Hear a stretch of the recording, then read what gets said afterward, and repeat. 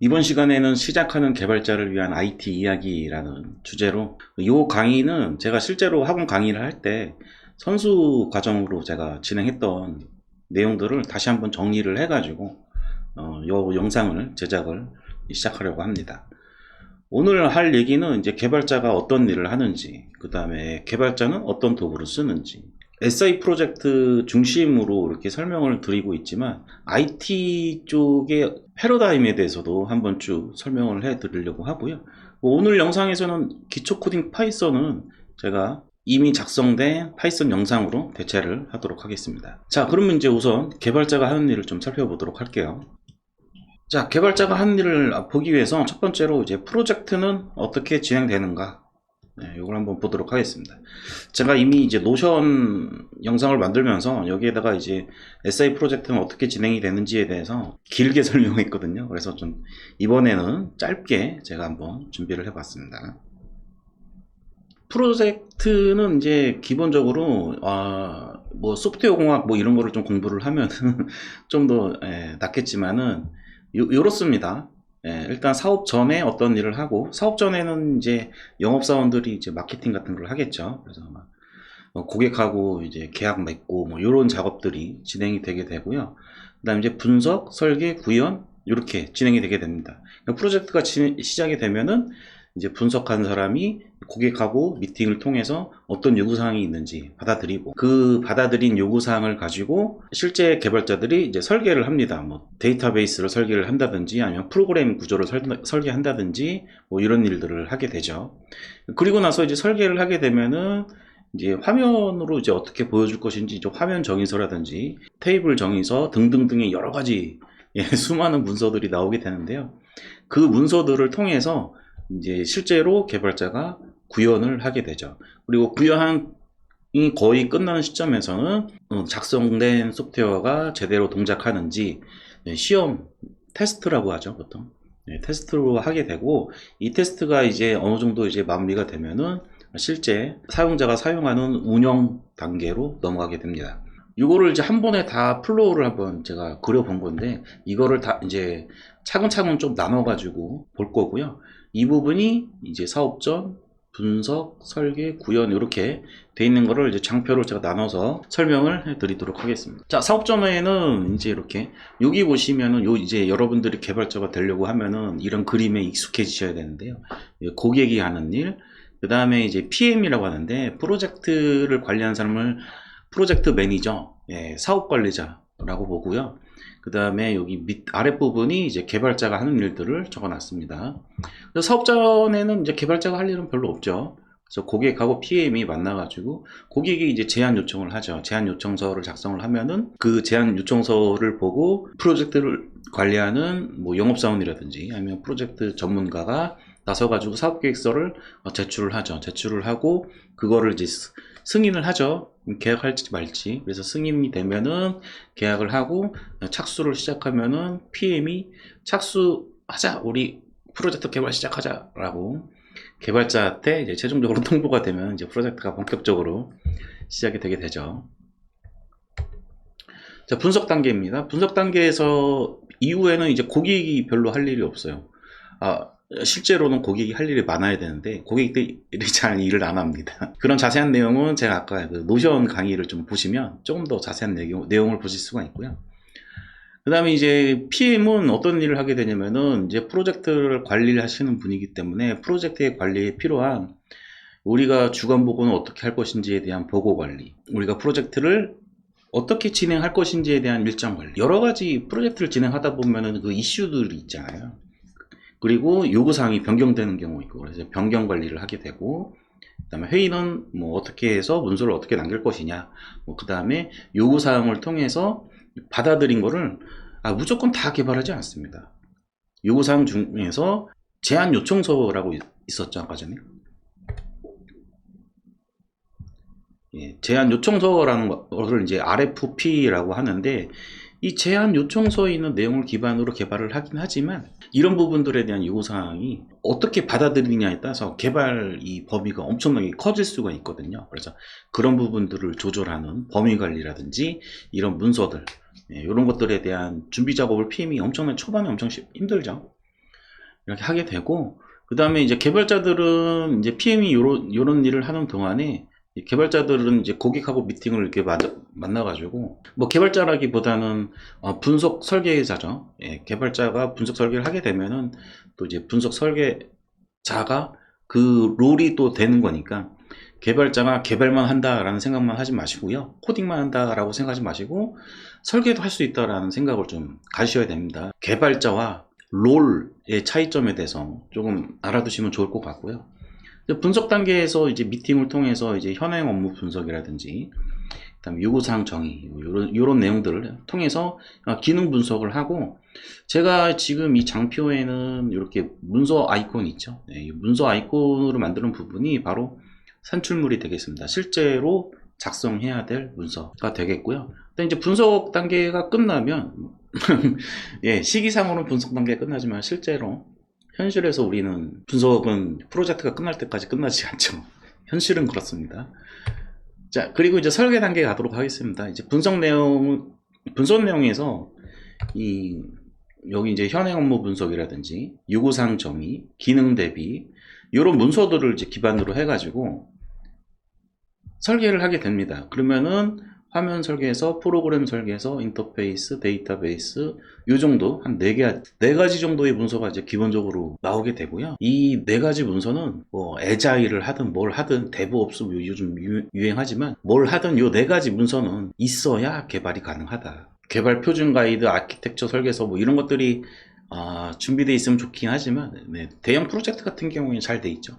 네, 근데 소규모 프로젝트 같은 경우에는 이런 부분들이 조금 이제 아쉽죠. 프로젝트 참여할 때. 이렇게 해서 이제 설계가 끝납니다. 그러면 이제 개발자들은 이제 화면 설계, 여기 있는 이제 핵심 4가지, 인터페이스 설계서도 이제 빠지는 경우가 좀 있는데, 이 핵심 3가지 문서를 이제 보고 실질적으로 코딩을 들어가게 됩니다. 구현, 소스를 개발을 하게 되죠. 그리고 개발한 소스를 이제 테스트를 하게 되면은, 보통은 여기 단위 테스트 결과서라고 되어 있는 부분은 우리가 이제 메뉴를 작성을 하면 그 메뉴 하나에 대한 기능 테스트, 이 정도로 단위 테스트 결과서를 작성을 하고, 이 문서도 대부분은 필수적으로 프로젝트 종료할 때 요청을 하기 때문에 작성을 해야 되는 부분, 서버라든지 뭐 이런 부분들이 이제 설치돼야 되는 부분들이 있으면, 이 부분을 이제 제가 롤이 PM 롤이라고 되어 있는데, 실질적으로 이제 PM이라기보다는 개발을 지원하는 조직, 요거를 이제 PMO라고 하는데, 그 PMO 조직에서 진행을 해야 되는데, 규모가 작으면 개발자가 다 하죠. 일당백이 되는 그런 경우가 좀 많습니다. 대형 프로젝트 빼고는 거의 대부분 개발자가 분석 롤도 하고, 설계 롤도 하고, 개발 롤도 하고, 뭐 서버 설치 롤도 하고, 여러 가지 롤을 중복적으로 가지는 경우가 있습니다. 자, 그리고 이제 테스트하고 전환, 그 다음에 운영하는 단계를 살펴보도록 하면요. 구현이 다 끝나고 테스트가 이제 단위 테스트가 다 끝나면은 시스템 전환이라는 걸 합니다. 실제로 이제 사용하기 위해서 아까 그 서버도 설치했고, 그 서버에다가 내가 만든 소프트웨어를 이렇게 올려가지고 설치를 하고, 그리고 나서 테스트를 합니다. 통합 테스트를 하는데, 이 통합 테스트를 하면서 고객이 같이 테스트를 하거든요. 요거를 이제 인수 테스트라고 합니다. 보통은 인수 테스트를 하면서 동시에 이제 교육을 하죠. 그래서 그 고객하고 이제 개발자가 교육 시간을 별도로 가져가지고 교육을 하게 됩니다. 이 교육을 할 때 필요한 이제 사용자 매뉴얼이나 운영자 매뉴얼도 만들어야 되고요. 이렇게 하고 나서 이제 프로젝트가 종료가 되면은 내가 만든 시스템을 이제 저쪽 고객한테 이관을 하게 되죠. 이것도 프로젝트 규모에 따라서 또 이제 천차만별이라서, 프로젝트가 뭐 작다, 얼마 안 되는 프로젝트다 이러면은 상대 고객의 그 전산 조직이 없는 경우에 유지보수에 대한 계약을 별도로 또 체결을 하거든요. 유지보수 체결을 해서 한 프로젝트가 종료된 다음에도 한 1년 정도, 1년 정도를 이제 무상을 하고, 그다음에 1년이 지나면은 별도 추가 계약을 통해서 유지보수를 해주게 되죠. 요거는 이제 여러분들이 아직 시작 단계이기 때문에 제가 이렇게 말은 많이 했지만 아마 잘 이해가 안 되실 거예요. 하지만은 여기서 핵심은 대형 프로젝트든 조그만 프로젝트든 어쨌든 이런 프로젝트를 진행할 때 기본 흐름이 분석, 설계, 구현, 테스트, 그 다음에 운영, 이관 진행이 된다라는 것 정도만 알면은 여러분들이 일단 프로젝트에 진입하는 데는 문제가 없을 거라 생각을 합니다. 자, 다음으로 이제 언어를 학습하는 방법에 대해서 한번 살펴보도록 할게요. 이것도 제가 작년에 제가 언어를 학습하는 7가지 코어라는 영상을 만들어 둔 게 있는데, 그거를 이제 요약한 장표를 한번 좀 설명을 드리도록 하겠습니다. 제가 이제 이 영상은 코드라는 책을 읽고 제가 좀 감명받아서, 이 책에 있는, 이 책이 주로 코드, 제목은 코드지만 코드에 대한 내용이 하나도 없어요. 예. 굉장히 감동을 받고, 이 개념을 알았더라면 제가 언어를 훨씬 더 쉽게 공부했을 거다라는, 요거를 좀 정리한 요약한 내용을 한번 살펴보도록 하겠습니다.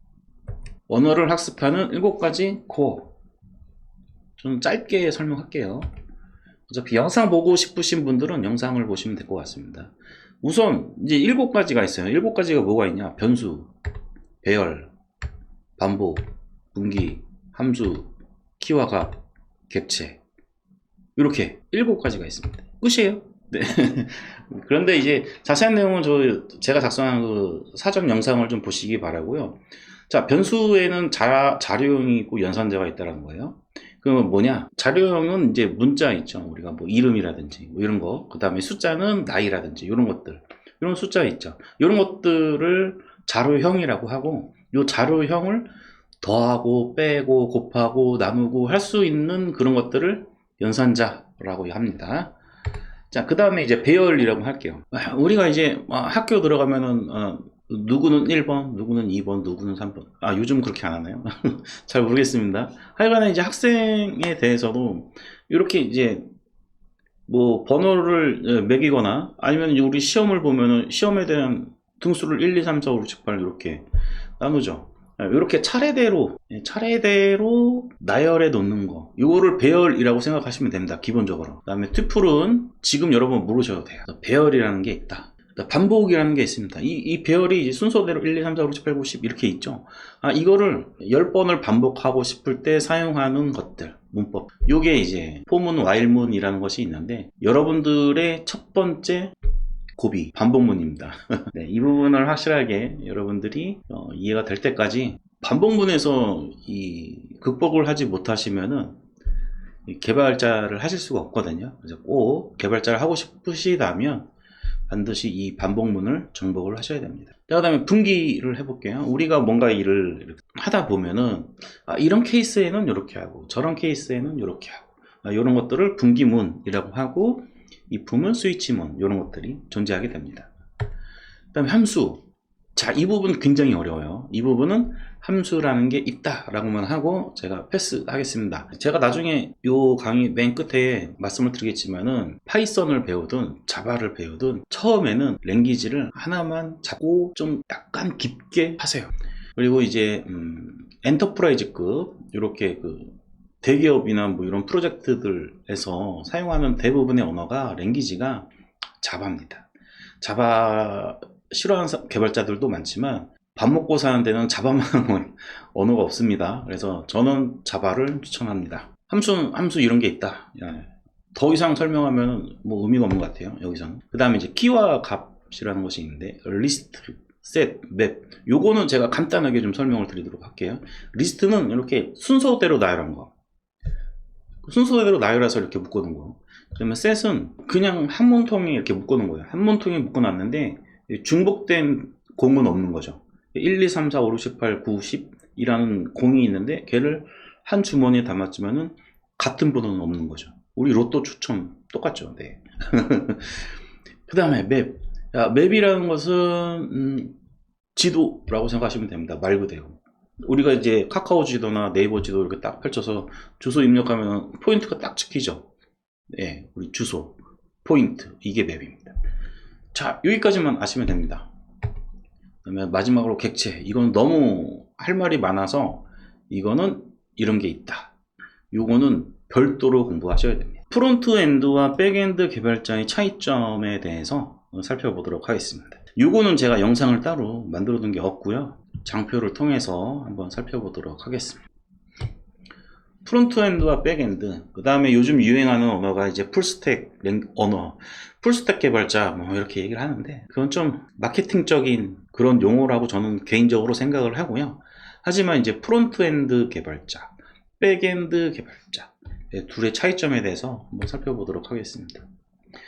그 전에 우선 이제 대부분의 개발 환경이 우리 그 SI 프로젝트를 저는 기준으로 얘기를 하는 거니까 클라이언트 부분과 서버 부분으로 나뉘게 됩니다. 그래서 서버 부분을 개발하는 영역을 백엔드 개발이라고 보고요. 그 다음에 클라이언트를 개발하는, 이 클라이언트라고 하는 것은 우리가 자주 사용하는 브라우저, 이 브라우저를 이제 클라이언트라고 생각하시면 되고, 클라이언트에서 이제 이쪽 뭔가 게시판 같은데 글을 올리면은 서버에 저장이 되잖아요. 이 부분이 이제 서버, 이렇게 보시면 되고, 클라이언트와 서버의 정의에 대해서 제가 정의하는 부분입니다. 마지막 엔드 유저라고 되어 있는데, 마지막 사용자의 거리하고 가장 가까운 거를 클라이언트, 그리고 그 클라이언트를 거쳐서 사용되는 소프트웨어 영역이 서버라고 저는 기준을 갖고 있고요. 가장 중요한 기준은 사용자다. 그래서 클라이언트 부분을 이제 프론트엔드 개발자라고 하고,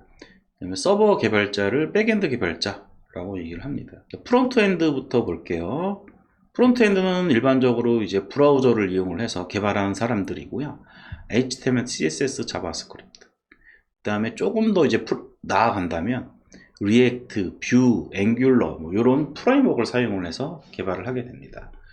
그리고 이제 이런 프레임워크들은 기본적으로 Node.js라는 기반 환경에서 개발했을 때 훨씬 더 편하기 때문에 Node.js, 거기에 플러스 타입스크립트까지 하면 금상첨화겠죠. 자, 그 다음에 이제 브라우저 말고 스마트폰, 우리가 얘기하는 아이폰이라든지 그 다음에 안드로이드 폰, 이런 것들을 개발하는 개발자도 저는 프론트엔드 개발자라고 부르고 싶은데, 보통은 스마트폰 개발자들은 프론트엔드 개발자라기보다는 모바일 개발자라고 따로 불리게 되죠. 제 기준에는 프론트엔드 같습니다. 뭐 안드로이드, iOS 관련해가지고 이제 안드로이드 개발할 때는 이제 자바나 코틀린 이런 거 쓰고, iOS 쓸 때는 이제 스위프트 많이 쓰죠. 그다음에 플러터라는 것도 있고요. 플러터로 개발을 하게 되면은 요 안드로이드하고 iOS 앱을 동시에 이제 만들어낼 수가 있죠. 뭐 리액트 네이티브라는 것도 있고, 그 다음에 이제 이 플러터는 이 다트라는 랭귀지로 되어 있는데, 이 다트라는 랭귀지가 또 자바스크립트와 자바의 어떤 이제 중간점을 잘 찾은 랭귀지예요. 좀 꽤 오래됐고, 이런 다트라는 언어 랭귀지도 있습니다. 그래서 프론트엔드를 개발을 할 때는 제 영상에서도 많이 좀 강의를 했는데, 비주얼 스튜디오 코드 이런 도구를 많이 사용을 하고, 프론트엔드를 설계하는 이런 이제 문서들은 피그마, 뭐 XD, 스케치 같은 툴들을 많이 이용합니다. 근데 저는 이제 주로 백엔드를 개발하기 때문에 이런 툴은 잘 쓰지도 않지만, 이 툴들이 돈을 좀 내야 되는 게 있어서 회사에서 해주지 않는 이상은 그렇고요. 다음에 이제 백엔드로 넘어가기 전에 잠깐 페이지를 하나 넣어놨는데요. 여기에 이제 제가 이제 좀 용어를 좀 넣어놨어요. 그래서 풀스택 개발자, 클라이언트와 서버를 모두 개발할 줄 아는 개발자, 그 다음에 PWA. 아까 전에 여기 플러터로 개발하면은 iOS, 안드로이드 동시에 개발할 수 있다고 했잖아요. 그와 마찬가지로 이제 한 번의 코딩으로 이제 브라우저와 그 다음에 네이티브, 우리가 엑셀이라든지 워드 이런 것들을 네이티브 앱이라고 하는데, 한 번의 코딩으로 브라우저와 네이티브로 동작하는 애플리케이션, 요거를 PWA라고 합니다. 프로그레시브 웹 애플리케이션. 마이크로소프트 365가 그런 거죠. 그 다음에 자꾸 넘어가네요. 퍼블리셔는 이제 HTML로 이미지를 HTML, CSS로 변하는 직군, 한국에만 존재하는 특수한 직군이죠. HTTP는 뭐냐? 우리가 브라우저에서 이제 인터넷으로 뭔가를 주고받을 때 사용하는 프로토콜. 개발을 프론트엔드 개발자 중에서 이 HTTP 프로토콜에 대해서 조금 이해도가 낮으신 분들은 요거를 반드시 공부를 하셔야 됩니다. 그 다음에 Node.js, 자바스크립트는 원래 기본적으로 브라우저에서 구동이 돼야 되는데 그거를 브라우저 없이도 구동할 수 있게끔 해주는 게 Node.js입니다. 그 다음에 프레임워크, 개발할 때 코딩을 편하게 해주는 기본 뼈대, 그다음에 컴파일, 소스 코드를 컴퓨터나 브라우저가 이해할 수 있는 형태로 변환해 주는 것. 그러니까 우리가 이제 자바라든지 자바스크립트라든지 뭐 파이썬이라든지 이런 코딩 언어들, 랭귀지라고 하는데 이 랭귀지를 한번 컴퓨터가 이해할 수 있도록 변환을 해줘야 되거든요. 그거를 컴파일, 빌드, 소스 코드를 실행 가능한 상태로 패키징, 묶는 거를 얘기합니다. 배포, 이렇게 빌드된 거 있죠. 패키징된 빌드된 파일, 이게 보통 이제 하나가 생기게 되고, 뭐 때에 따라서 이제 참조하는 또 다른 이런 파일들이 있는데, 이거를 라이브러리라고 합니다. 그래서 이 라이브러리까지 이제 묶은 거를 패키징, 빌드라고 하고요. 이 빌드 파일을 서버 혹은 내 컴퓨터 내에서 실행되게끔 구동시키는 거, 이거를 배포라고 합니다. 자, 이번엔 백엔드 볼게요. 프론트에서는 아까 전에 HTML, CSS, 자바스크립트 요것만 기억하시면 되고요. 백엔드 같은 경우에는 자바, 파이썬 이 정도 기억을 하시면 되는데, 백엔드 같은 경우에는 이 프레임워크라는 게 아까 프레임워크가 뭐라고 그랬죠? 개발 시 코딩을 편하게 해주는 기본 뼈대라고 했잖아요. 백엔드 진영은 이 프레임워크가 굉장히 잘 구축이 되어 있어요. 자바 진영에서는 이제 스프링, 파이썬 진영에서는 이제 장고, 플라스크 뭐 이런 것들이요. 그 다음에 이제 자바스크립트 진영에서는 이제 노드.js를 사용한 여러 가지 이제 추가적인 익스프레스라든지 뭐 이런 프레임워크들이 잘 되어 있고요. 그 다음에 백엔드 같은 경우에 또 하나 데이터베이스에 대해서 또 알아야 됩니다. 그러니까 데이터를 저장하는 거. 데이터를 그냥 파일 하나 만들어서 거기다 저장하는 게 아니고 이 파일을 구조를 조금 더 훨씬 더 잘 활용하면서 이론적으로 데이터가 중복되지 않게끔 잘 저장시키는 이런 툴을 데이터베이스라고 하고, 이 데이터베이스도 별도의 솔루션이죠. 그래서 우리가 개발을 할 때 데이터베이스가 저장소가 되고, 데이터를 여기다 저장했다, 그 다음에 꺼냈다, 저장했다, 이렇게 사용을 하게 됩니다. 툴들이 또 많아요. 백엔드는 뭐 이클립스라든지 인텔리제이, 비주얼 스튜디오 코드 이런 것들이 있고, 그 다음에 여기 토드, 디비버, 뭐 SQL 게이트 뭐 이런 것들이 있는데, 이런 것들은 데이터베이스를 이용을 하기 위한 툴들입니다. 주로 랭귀지보다는 이 프레임워크 위주로 공부를 좀 하셔야 돼요. 랭귀지는 기본이고, 아주 기초적인 랭귀지만 공부하시고요. 랭귀지를 너무 깊게 공부하지 마세요. 제가 앞서 설명했던 7가지 코어 정도만 공부를 하시고 바로 프레임워크로 들어가시는 게 좋고, 제가 추천하는 거는 자바라고 했죠. 엔터프라이즈에서 밥 먹고 살기 위한 언어, 자바의 스프링이라고 하는 스프링 프레임워크를 공부하시는 걸 추천드립니다. 이런 스프링 프레임워크를 이용해서 백엔드로 애플리케이션 개발을 하는 사람만 백엔드 개발자라고 보통 많이 해요. 하지만 제가 보는 관점에서는 이제 뭐 서버 관리도 하고, 서버 접속해서 뭐 서버 네트워크도 좀 세팅하고, 그 다음에 내가 만든 앱을 설치하고 뭐 이런 운용하는 쪽, 실제 물리적인 서버를 운용하는 쪽을 이제 시스템이라고 하는데, 저는 이쪽도 백엔드 개발자라고 저는 보고 있습니다. 개발 진영으로 와가지고 취업을 하실 때 난 코딩하고는 좀 안 맞아 하시는 분이 좀 있거든요. 코딩하고는 안 맞는데 뭔가 이제 이렇게 구축된 서버 들어가서 이런 것들을 연결하고 세팅하는 거를 또 엄청나게 잘 하시는 분들이 또 있어요. 그런 분들은 내 취향이 코딩하는 쪽인지 관리하는 쪽인지를 좀 생각을 하셔서, 내 취향이 관리하는 쪽이 훨씬 더 어울린다, 나는 IP 세팅하고 뭐 이런 거 수월하게 한다 하시는 분은 시스템 관리자 쪽으로 좀 일을 알아보시는 것도 좋을 것 같고요. 요즘은 요 시스템 엔지니어가 데브옵스 개발자라는 이름으로 또 그 직군이 형성되기 시작을 했습니다. 그래서 그런 기회를 좀 많이 가져보시길 바라고요. 자, 개발자는 프론트엔드와 백엔드만 있는가? 요거 중요한 내용이죠. AI 하면서 데이터 사이언티스트, 데이터 분석, 그 다음에 AI, 딥러닝, 머신러닝 전문가, 그 다음에 인베디드 프로그래머, 하드웨어를 직접 제어하는 애플리케이션. 요게 이제 보통은 요즘은 이제 모바일 개발자라고 보시면 되고요. 이 AI 개발자하고 데이터 사이언티스트, 데이터 분석자, 요렇게 요 두 가지 직군이 좀 최근에 챗GPT가 나오면서 엄청나게 뜨고 있는 직군이긴 하지만은 제대로 하려면 정말 한 석사, 박사급까지 공부를 하셔야 되는 부분이라서 그 정도 급이 아니신 분들은 좀 아쉽지만 저를 포함해서 깊게 파는 거는 조금 추천드리지 않습니다. 이제 조만간에 AI를 구현하기 위한 더 좋은 엔진들이 나올 거예요. 그러면은 그 엔진들을 이용해서 나는 그 어떤 더 좋은 고객을 위한 서비스를 만들기 위한 노력을 하는 게, 그런 애플리케이션을 만드는데 좀 집중을 하는 게 저는 좋을 것 같고요. 개인의 관심도에 따라서 이 부분은 여러분들의 선택이 될 것 같습니다. 자, 이번에는 코딩 말고 알아야 할 것들에 대해서 이렇게 적어봤는데요. 제가 하는 얘기는 이제 엔터프라이즈급의 이제 자바 진영 위주로 제가 이제 설명을 해놨고요. 일단은 우리가 이제 코딩을 했으면 소스를 공유를 해야 되겠죠.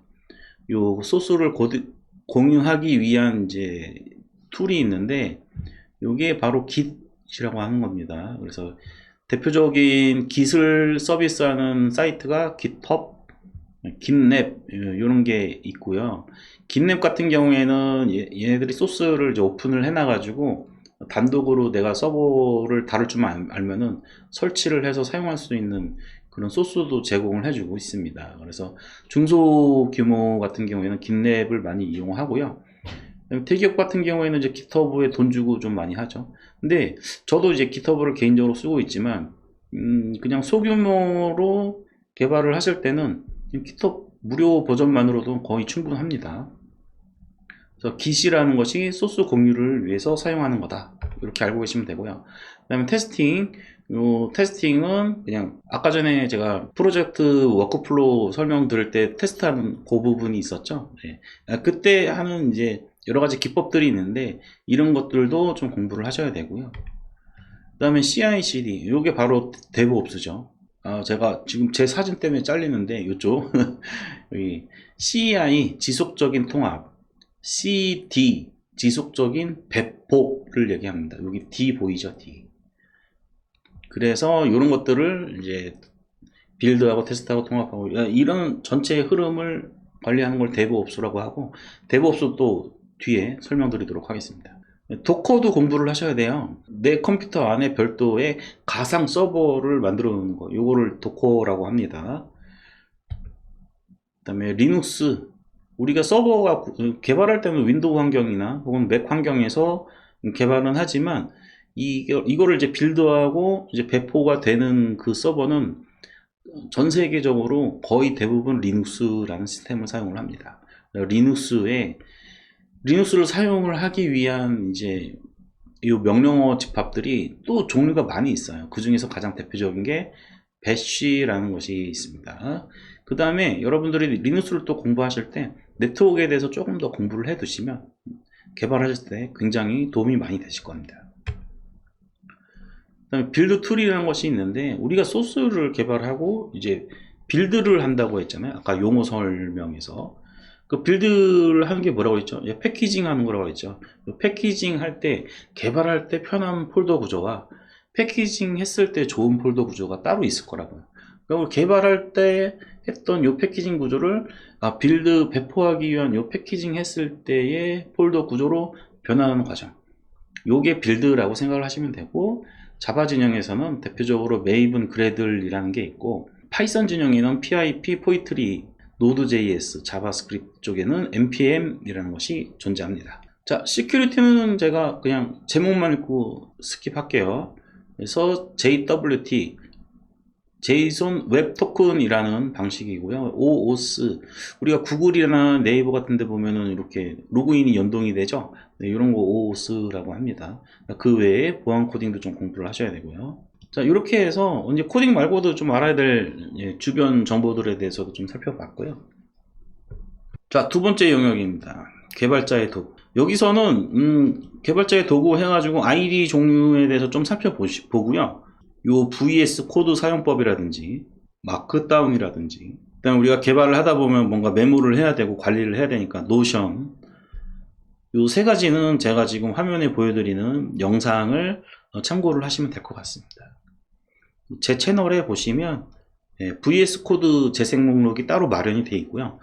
그쪽을 좀 참고를 하시면 될 것 같고, ID가 뭔지 한번, 개발자의 도구라는 부분에 대해서 장표를 한번 살펴보도록 하겠습니다. ID가 뭐냐? ID란 통합 개발 환경, Integrated Development Environment의 약자입니다. IDE, 개발 환경을 통합해주는. 아까 전에 우리가 코딩 말고 알아야 될 것들에 보면은, 우리가 자바나 파이썬 이런 걸로 코드를 짜지만 그것만으로 안 되죠. 빌드 툴도 필요하고, 메이븐 그래드 이런 거 필요하고, npm 이런 거 필요하고, git 필요하고, 도커도 필요했고, 리눅스 서버 명령어도 좀 알아야 되고, 뭐 이런 것들 있잖아요. 이런 것들을 이제 통합적으로 쉽게 사용자, 개발자가 코드에만 집중할 수 있도록 쉽게 도구들을 제공해 주는 거, 이런 것들을 IDE라고 얘기를 합니다. 자, 그래서 이 ID를 제가 좀 적어 왔는데, 저는 이제 주로 자바 관련된 일을 하다 보니까 이클립스, 인텔리제이 이런 것들이 있고요. 그 다음에 비주얼 스튜디오는 이제 마이크로소프트에서 제공해 주는 거고, 그 다음에 맥 진영에서는 엑스코드라는 툴이 있죠. 맥으로 개발을 할 때는 엑스코드가 필수고, iOS나 뭐 이런 거 개발하실 때는. 그 다음에 비주얼 스튜디오 코드는 윈도우, 맥, 리눅스 운영체제에서 전부 다 자바스크립트를 개발을 하실 때 비주얼 스튜디오 코드라는 툴을 사용하시면 훨씬 더 좋고요. 자바는 주로 돈이 없는 회사는 이클립스를 쓰고 돈이 있는 회사는 인텔리제이를 쓴다, 이렇게 생각하셔도 거의 무방합니다. 제가 써보니까 인텔리제이가 좋긴 좋더라고요. 그다음에 파이썬으로 개발할 때는 이제 파이참, 요 인텔리제이를 만든 회사에서 만든 툴이 있는데 파이썬용 툴이에요. 파이참이라는 것이 있습니다. 요 윈도우 프로그램 만들 때는 뭐 비주얼 스튜디오 툴을 써야죠. 맥을 할 때는 엑스코드를 써야 되고, 그 다음에 범용적으로 자바스크립트 쪽 개발할 때는 비주얼 스튜디오 코드라는 툴을 쓰고, 그 다음에 데이터베이스에 접속하기 위한 툴이 있다고 제가 백엔드, 프론트엔드 개발 차이점 이렇게 말씀드릴 때 거기에 나왔던 얘기인데, 데이터베이스별로 뭐 토드, SQL 게이트, 뭐 DB버 뭐 등등등 여러 가지 툴이 존재합니다. 대부분 상용이에요. 근데 이제 DB버라는 것이 이제 자바 기반으로 된 무료 오픈소스 IDE입니다. 툴이고요. 요 이클립스를 기반으로 해서 만들어진 도구이기도 합니다. 그래서 이게 가장 무료 버전이니까 요거 쓰시면은 MySQL이나 포스트그리 이런 데이터베이스를 쓸 때는 요거 쓰는 게 그냥 속 편합니다. 그 다음에 오라클 같은 경우에는 옛날에는 토드를 많이 썼는데 지금은 잘 모르겠어요. 오라클에서는 기본적으로 제공해주는 툴이 있어요. SQL 디벨로퍼라고. 걔를 사용하시면 무료로 사용하실 수가 있습니다. ID는 간단하죠. 개발자의 도구 부분은 이제 아까 전에도 설명드렸지만은 이제 자세한 내용은 제 유튜브에 재생 목록에 보시면 VS 코드 부분이 있고요. 그 다음에 노션 부분이 있거든요. 이 두 가지 재생 목록을 시간 나실 때 틈틈이 여러분들이 보시면서 공부를 하시면 될 것 같습니다. 자, 이번에는 이제 패러다임에 대해서 한번 살펴보도록 하겠습니다. 프로그래밍 패러다임, 이해가 안 되시는 분들도 있을 것 같은데, 우리가 유행이라고 하죠. 그런 이제 트렌드를 한번 이 바닥에 향후 앞으로 5년, 10년을 좌지우지할 그런 패러다임에 대해서 한번 쭉 이제 설명을 드릴 거고요. 이 5가지에 대해서 살펴보는 시간을 가져보도록 하겠습니다. 패러다임 첫 번째 시간으로 프로그래밍 패러다임에 대해서 살펴보도록 하겠습니다. 요즘 프로그래밍은 어떤 유행을 갖고 있는가 한번 살펴보도록 할게요. 자, 패러다임의 종류. 프로그래밍 패러다임은 3가지가 있다. 구조적 프로그래밍, 객체지향 프로그래밍, 함수형 프로그래밍, 이렇게 3가지가 있는데, 이 3가지가 처음에는 구조적 프로그래밍이 유행을 했다가 그 다음에 뭔가 좀 기술적인 발전이 있어 가지고 객체지향 프로그래밍으로 발전을 했고, 그 전에 구조적 프로그래밍이 나올 때쯤에서 함수형 프로그래밍이 이미 나왔었거든요. 나왔는데 최근에는 요 객체지향 프로그래밍과 함수형 프로그래밍을 섞어가지고 뭔가 좀 더 좋은 환경에 클린 코드를 작성할 수 있는 그런 프로그래밍이 패러다임이 유행을 하기 시작을 했습니다.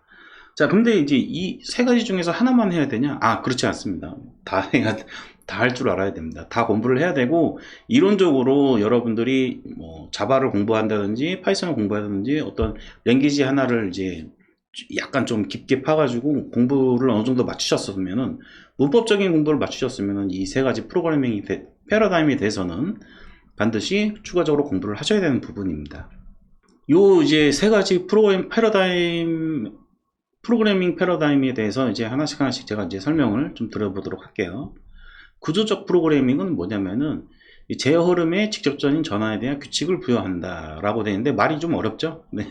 순서대로 볼까요? 시작하고 A는 1, 요게 이제 변수고요. 변수에다가 1을 담고 뭐 했을 때 이렇게 쭉 논리적인 흐름을 이렇게 흘러갔을 때 변수, 자료원과 연산자를 이용해서 변수를 처리를 하고, 그다음에 이 처리된 변수를 뭔가 반복하고 싶을 때는 반복문을 이용하고, 그다음에 여기 지금 제 얼굴 때문에 가려져 있는데 여기 조건문이라고 써 있습니다. 조건문, 요게 조건문이에요.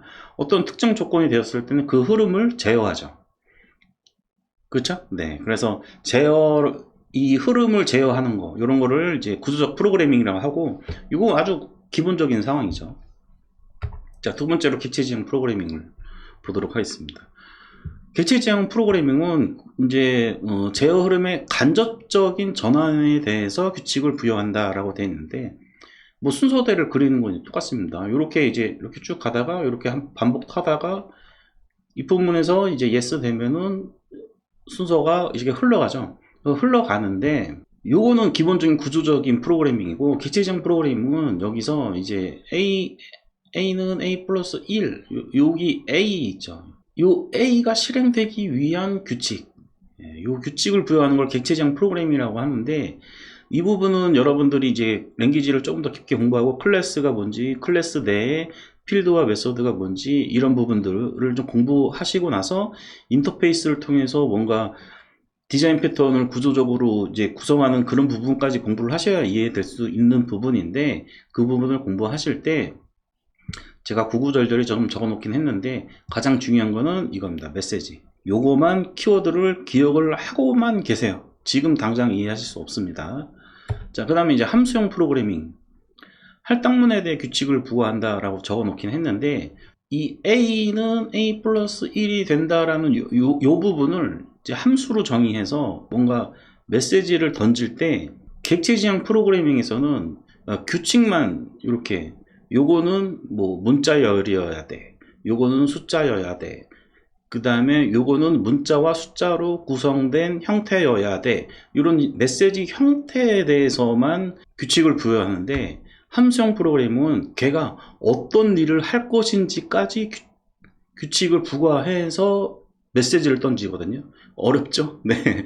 이런 게 바로 이제 함수형 프로그래밍이라고 얘기를 합니다. 이렇게 해서 제가 이제 그 패러다임의 세 가지에 대해서 간단하게 설명을 드렸지만, 여기서 여러분들이 이해하려고 하지 마세요. 그냥 구조적 프로그래밍이 있고, 우리가 기본적으로 폼은 if문을 쓰면은 구조적 프로그래밍이고, 뭔가 메시지를 던져서 형태, 타입이라고 하는데, 그 타입, 메시지에 대한 형태를 주고받는 것에 집중하는 게 객체지향 프로그래밍이고, 함수형 프로그램은 한 걸음 더 나가서 그 형태뿐만이 아니라 그런 형태들을 일을 시킬 수 있는 함수까지 메시지로 던질 수 있는 거, 요거를 함수형 프로그래밍이다, 이렇게 기억을 하고 계시면 될 것 같습니다. 어렵습니다. 이 부분 어려운 부분이니까 너무 신경 쓰지 마시고요. 빨리 다음 페이지로 넘어가도록 하겠습니다. 너무 어려워요. 자, 이번에는 이제 빅데이터와 AI. 최근에 챗GPT 때문에 저도 아주 난리가 났습니다. 공부할 게 많아져 가지고 장표도 좀 구구절절히, 제가 잘 모르기 때문에 장표를 좀 많이 만들어 봤는데, 자, 어쨌든 간에 빅데이터와 AI에 대해서 좀 설명을 드릴 건데요. 여기 요 영상이거든요. 썬더 클라이언트라는 요 영상은 제가 장표를 이제 쭉 설명드리면 얘를 왜 써야 되는지는 자연스럽게 아시게 될 테니까 필요하신 분은 나중에 보시도록 하고요. 우선 장표를 보도록 하겠습니다. 빅데이터와 AI 너무 큰 주제라 제가 챗GPT한테 물어봤어요. 빅데이터가 뭐냐? 데이터는 다양한 소스에서 수집이 되면 대규모로 발생되며 다양한 형식을 가지고 있습니다 라고 되어 있습니다. 자, 요게 우리가 유튜브 같은 거 보다 보면 뭐 파이썬으로 뭐 데이터를 이렇게 수집해 가지고 걔를 가공하는 그런 영상들이 굉장히 많잖아요. 이거를 데이터를 뭐 예를 들어서 내가 네이버에 있는 페이지를 쭉 훑어가면서 얘를 내 컴퓨터에 다운로드 받아 가지고 걔를 분석을 해서 차트를 보여주는 거, 요런 거를 뭐라 그러냐면 이제 크롤링이라고 해요. 그러니까 웹페이지가 데이터가 되는 거죠. 그애를 이제 크롤링해서 내가 데이터를 가져오고 수집되며 대규모죠. 뉴스들은 계속 쌓이니까 다양한 페이지도 다양한 모습으로 가지고 있죠. 예, 요런 걸 데이터라고 하는데, 이런 데이터들을 가지고 학습하는 거, 자연어 처리, 뭐 기술 등이 사용을 해가지고 뭔가 사용자가 훨씬 더 좋은 환경에서 뭔가 데이터를 이용할 수 있게끔 해주는 거, 요런 게 이제 빅데이터고, 요 빅데이터를 이용을 해서 학습을 시키거나 그다음에 자연어 처리를 한다던가, 그 다음에 여기 컴퓨터 비전, 요거는 좀 생략할게요. 여러분들 내용이 어려우니까. 이런 것들을 이용을 해가지고 뭐 자율주행 자동차라든지, 그 다음에 번역이라든지, 음성 인식 등에 사람이 개입되지 않고 컴퓨터만으로 구현을 시키는 거, 요런 게 바로 이제 인공지능이다 라고 아주 간단하게는 이렇게 말할 수가 있습니다만 학문적으로 들어가면 굉장히 뭐 엄청나죠, 내용이. 일단은 이렇게 생각을 하시면 될 거고, 챗GPT는 바로 이제 이런 부분에 있어서 자연어 처리를 한 부분이죠. 그런 게 챗GPT고, 인공지능 AI는 훨씬 더 넓은 범위입니다. 근데 이제 우리가 이제 처음에 여러분들이 프로그래밍을 접근을 했을 때 AI부터 시작하시는 게 아니고 요 빅데이터, 데이터 처리부터 여러분들이 공부를 시작을 하시면 됩니다. 요 얘기, 챗GPT 쓸만한가요? 네, 요거는 제가 그냥 스킵하겠습니다. 네. 그래서 쭉 제가 이제 사용 예를 SQL 기초로 하는 영상을 제가 제 유튜브에 만들었는데, 요 영상이 바로 챗GPT를 이용을 해가지고 만든 영상이에요. 그리고 이제 챗GPT로 SQL 강의 영상 만든 후기도 제가 영상 올려놨으니까 관심 있으신 분들은 좀 보시면 될 것 같고요. 자, 이 부분이 중요합니다. AI 한다고 하면 인공지능을 직접 만드는 건가요? 라는 질문을 하신 부분이 있는데, 물론 뭐 그럴 수는 있겠죠. 예, 내가 AI 쪽으로 뭐 석사학위, 박사학위를 따가지고 어느 정도 연구를 할 수 있는 정도의 수준이라면 뭐 가능하겠지만, 저처럼 그 정도 수준까지 안 되시는 분들은 AI 한다고 해서 인공지능을 직접 만들지는 않습니다. 주로 제가 이제 빅데이터를 얘기한 이유가 뭐냐면은 그 빅데이터를 이용을 해서 많은 데이터들을 이용을 해서 유용하게 가공할 수 있는 AI를 활용을 하는 거죠. 얘를 누군가를 이제 개발을 해놨을 거라고요. 그러면 걔를 우리가 이용을 해서 그거를 가공해서 사용자한테 서비스하는 거, 이런 것들을 주로 개발을 하게 돼. 그때 사용되는 것이 바로 최근에는 REST API라는 것을 많이 사용을 하죠. 자, 그래서 아까 전에 얘기했던 이거 있죠. 네, 썬더 클라이언트. 비주얼 스튜디오 코드에서는 이제 썬더 클라이언트라는 것을 이용을 하면은 이 REST API 요거를 좀 편하게 사용을 할 수가 있어요. 그리고 REST API를 테스트하기 위해서 주로 제일 많이 사용하는 게 포스트맨, 그다음 인썸니아 이런 거를 많이 사용을 하는데, 비주얼 스튜디오 코드를 사용하시는 경우에는 제가 추천드리는 썬더 클라이언트를 사용하셔도 크게 문제가 되지 않는다. 결국에는 REST API를 여러분들이 공부를 별도로 또 하셔야 됩니다. 이거는 제가 강의하면서 실수 장표를 넣어놨던 건데, 여러분들도 한번 이제 썬더 클라이언트 제가 영상 만들어 놓은 거 있으니까 그거 보시고 좀 공부를 하시면 좋을 것 같고요. 세 번째로 마이크로 서비스 아키텍처에 대해서 좀 살펴보도록 하겠습니다. 마이크로 서비스 아키텍처, 이걸 MSA라고 많이 불러요. 기존의 아키텍처를 모놀리식 아키텍처라고 하죠. 그래서 서버 내에 이런 결제, 쇼핑, 재고 이런 기능들을 하나의 애플리케이션으로 묶어 가지고 서비스를 했어요. 근데 그러다 보니까 문제가 뭐냐면은 이런 거죠. 대규모 애플리케이션, 그러니까 엔터프라이즈급이죠. 업무를 보기 위한 그런 아주 대규모의 애플리케이션 같은 마이크로소프트 앱, 오피스 뭐 이런 거 말고요. 예, 정말 수천 명이 업무를 보기 위해서 사용하는 그런 프로그램들을 뭐 ERP니 뭐니 얘기를 하는데 그런 애플리케이션을 얘기하는 겁니다. 그래서 그런 애플리케이션을 개발할 경우에 개발 속도가 점점 느려지고, 그 다음에 개별 기능을 확장하기가 어렵고, 소프트웨어의 장점이 수정하기 쉽다는데 절대 수정이 쉽지 않아요. 실무 들어가면은 머리 아픕니다. 그리고 조금만 오류가 있어도 전체에 영향을 미치죠. 등등등의 여러 가지 단점들이 존재를 하게 됩니다. 이런 단점들을 좀 해결을 하기 위해서 뭔가 이 서버를 구성하는, 서버에 돌아가는 애플리케이션들을 이렇게 구성하는 방식을 이제 분리하는 식으로 좀 생각을 한 거예요, 개발자들이. 그래서 나온 것이 마이크로 서비스 아키텍처입니다. MSA, 마이크로 서비스 아키텍처가 본격적으로 사용이 되게 된 게, 우리 여러분들 거의 대부분 넷플릭스 구독하지 않으신가요? 네, 넷플릭스에서 이 마이크로 서비스 아키텍처로 구성을 해가지고 성공적으로 서비스를 지금 운영하고 있잖아요. 그러다 보니까 이 넷플릭스 내부에서 사용되던 이제 소스들이 하나둘씩 오픈됐어요. 오픈되면서 그 기술들이 이제 전파가 됐고, 이게 이렇게 해도 개발이 가능하구나, 이런 것들이 이제 되면서 마이크로 서비스 아키텍처가 MSA라는 것이 이제 국내에서도 많이 사용이 되고 있습니다. 요즘은 대기업들 같은 경우는 거의 마이크로 서비스 아키텍처로 구성이 되어 있죠.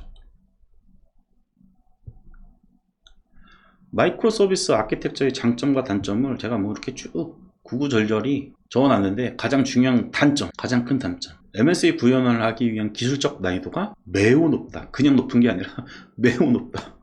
공부를 엄청나게 많이 해야 되는, 그런 요런 공부를 많이 해야 되는 거, 요런 거를 이제 학습 곡선이라고 하거든요. 이 학습 곡선이 굉장히 높고 많은 부분을 알고 있어야 돼요. 네트워크도 알아야 되고요. 뭐 자바, 뭐 랭귀지 공부하는 건 기본이고, 그 외에 뭐 네트워크도 공부해야 되고, 또 주고받을 때 이제 통신 방식이라든지 이런 부가적으로 알아야 되는 지식들이 굉장히 많아서 이 부분이 가장 큰 단점으로 여겨지고 있다. 결론, 하지만 마이크로 서비스 아키텍처가 좋다고 하지만 여러분들이 시작할 때는 모놀리식부터 그냥 하나로 일단 통으로 한번 개발을 해보세요. 거기부터 시작을 하시면 되고, MSA가 트렌드라긴 하지만은 처음부터 MSA로 구축할 필요는 없습니다. 자, 다음으로는 이제 설계 패러다임 살펴보도록 하겠습니다. 우리가 앞서 프로그래밍 패러다임에 대해서 살펴봤죠. 구조적, 그 다음에 객체 지향, 그 다음에 함수형, 이렇게 세 가지가 있었고, 그 세 가지 외에는 없다고 합니다. 세 가지만 알면 되는데, 이제 설계 패러다임은 조금 뭐라 그럴까. 네, 일단 장표를 보시면서 살펴보시도록 하시죠.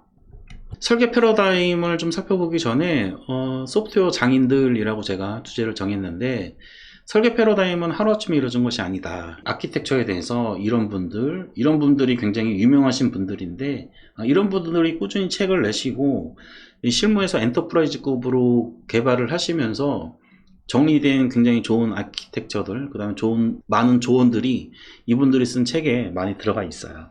이런 분들이 저자로 등록이 되어 있다 하면은 반드시 좀 읽어보시길 바라고, 하지만 이분들이 쓴 글들이 모두가 맞는 건 아니거든요. 좀 비판적으로 책을 읽어주셨으면 좋겠습니다.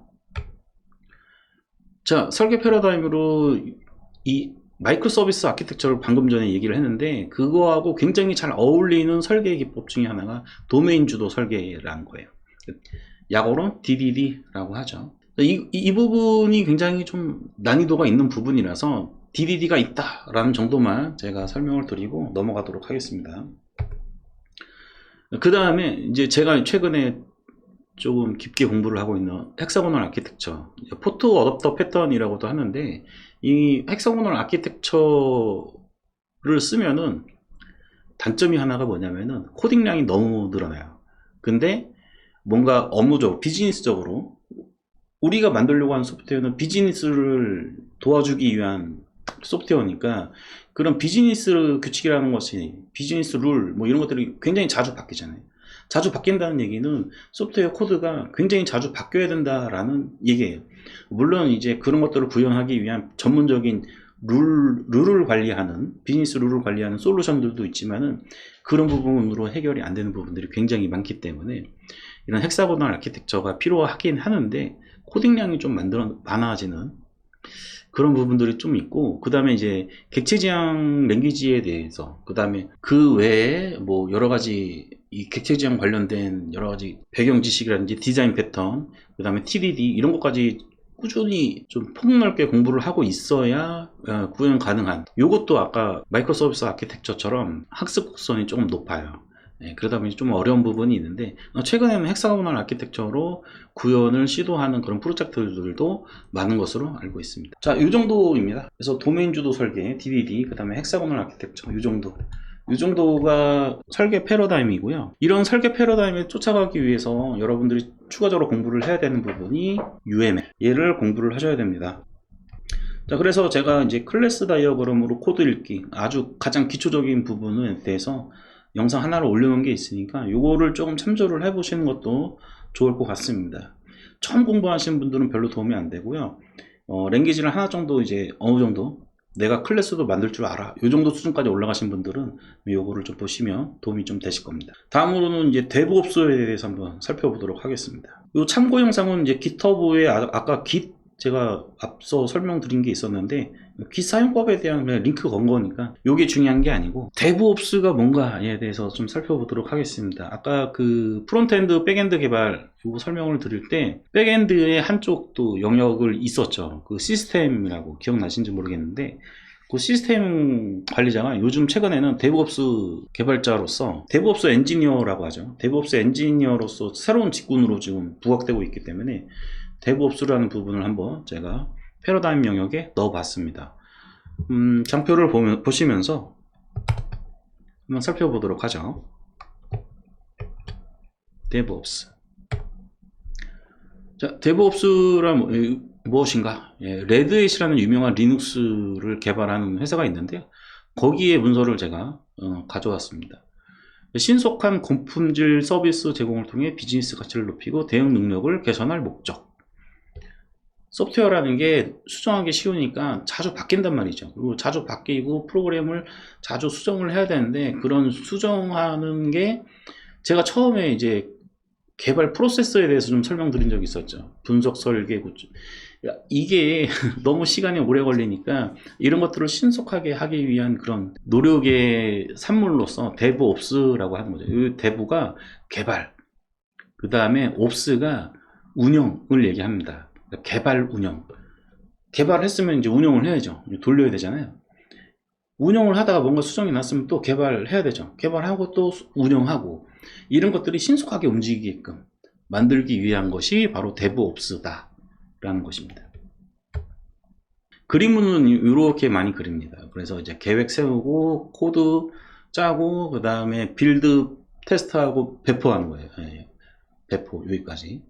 그리고 이제 운영을 하는 거죠. 오퍼레이트. 운영하고 모니터링 하다가 잘못된 거 있으면 또 계획 세워서 코드 수정하고, 이게 계속 개발자들한테 휴가 가지 말라는 얘기죠.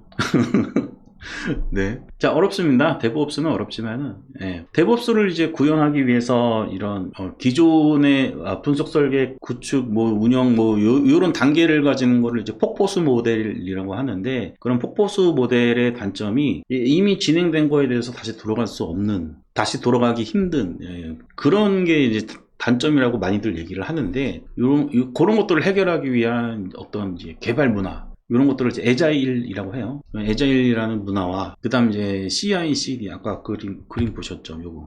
무한 루프 이렇게 돌아가는 거. 요런 흐름을 통해서 지속적으로 소스들을 합치고, 지속적으로 서버에 배포를 하는 거. 요런 프로세스. 그 다음에, 아까 제가 긴 영상도 제가 올려놨다고 이렇게 말씀드렸던 부분들이, 이제 이런 데브옵스를 지원하기 위해서 여러 가지 도구들이 필요하다 이거죠.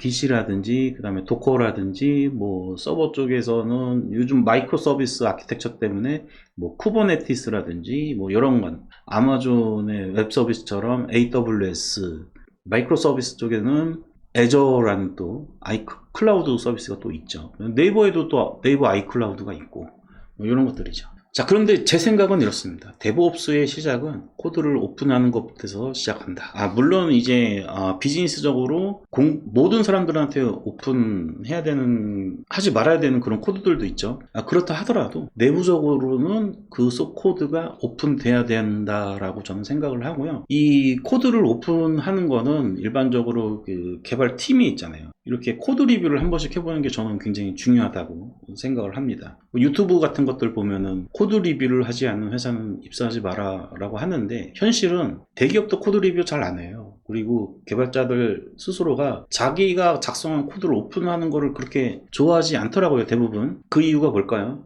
자신이 없어서죠. 여러분들은 코드를 작성을 하실 때 자신 있는 코드를 작성을 하시길 바랍니다. 자, 여기까지 해서 패러다임에 대해서, IT 쪽의 패러다임에 대해서 한번 살펴봤고요. 마지막으로 여러분들이 이제 랭귀지를 뭔가 이제 공부를 하실 거예요. 공부를 하실 때 제가 추천드리는 어느 랭귀지는 자바입니다. 왜냐하면 제가 자바 개발자라서 자바입니다 라고 말씀을 드렸지만은, 코딩이라는 것을 정말 처음 접하시는 분들이라면 우선 파이썬으로 기본적인 언어를 공부를 하시는 것을 추천을 드립니다. 언어를 학습하는 7가지 코어라고 했잖아요. 이 코어 중에서도 다 하실 필요 없고, 변수, 배열, 반복, 분기, 함수, 키와 값 6개까지만 하시면 됩니다. 요거는 나중에 하셔도 돼요. 객체는 파이썬으로 공부를 하시기를 추천드리고요. 이 파이썬을 공부하기 위한 개발 환경 구축이나 이제 파이썬 기초 강의에 대해서 제가 영상을 올린 게 있으니까 참고하셔서 파이썬을 공부를 하시면 될 것 같습니다. 이렇게 해서 시작하는 개발자를 위한 IT 이야기라는 주제로 한번 오늘 특강을 준비를 해봤고요.